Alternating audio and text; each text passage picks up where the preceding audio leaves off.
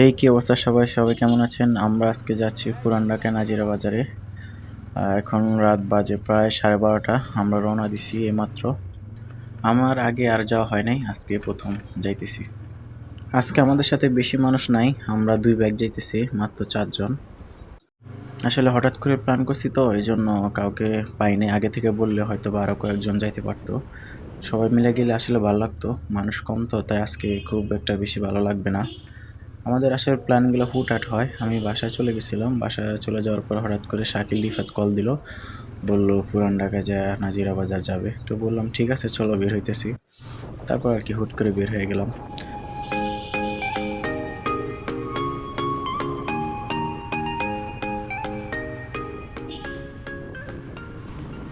আমরা কল্যাণপুরের মেন রাস্তায় চলে আসছি।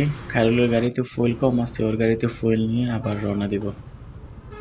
আমাদের ফুয়েল নেওয়া শেষ, আমরা যাচ্ছি আবার আস্তে আস্তে। আসলে আস্তে আস্তে যাওয়ার কারণ হচ্ছে আজকে নিউজে দেখলাম, সকাল থেকে সারাদিন ফেসবুকে দেখলাম যে গভর্নমেন্ট থেকে নতুন রুলস করতেছে।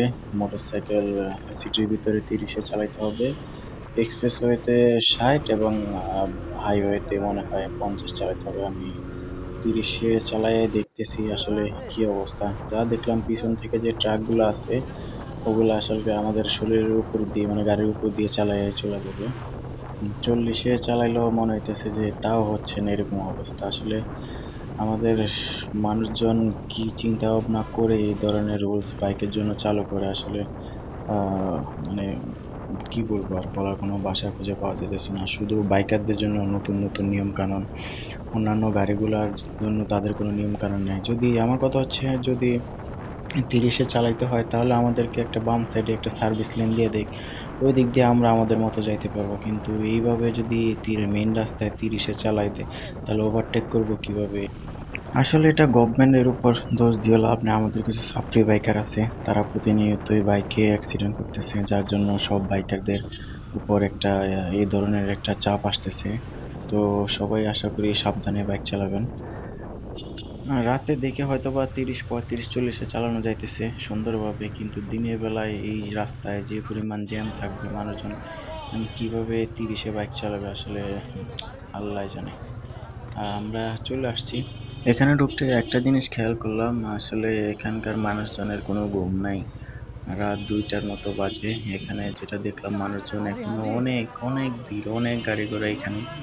আপনারা তো দেখতেই পারতেছেন মানুষজন এখানে কি পরিমাণ আছে, কি পরিমাণ ভিড় এখানে। এখানে এসে মনে হচ্ছে যে মাত্র সন্ধ্যা হয়েছে, এই অবস্থা।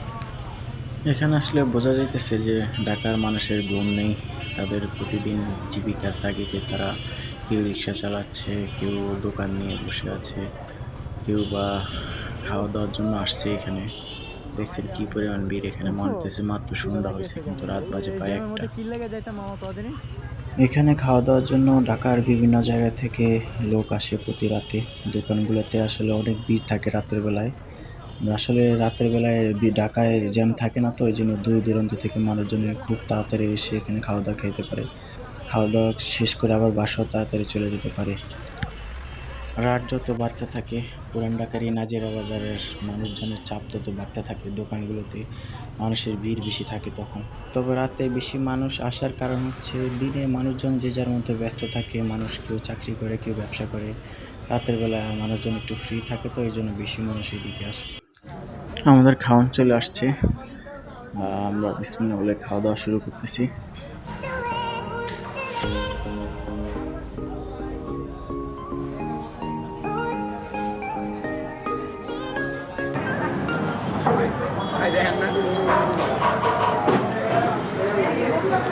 লাইক লাইক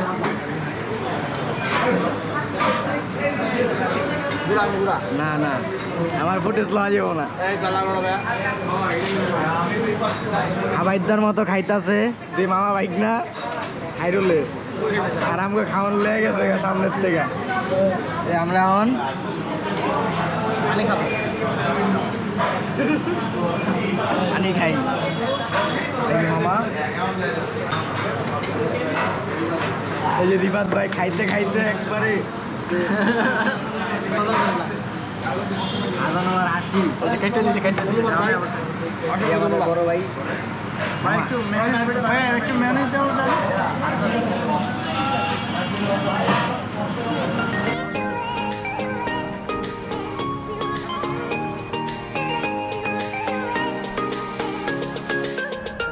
এখানকার চা দেখে লোভ লেগে গেছে, খাওয়ার জন্য মন চেতেছিল, কিন্তু ওরা একটু চা খাবে না দেখে আমি আর খাইতে পারি নাই।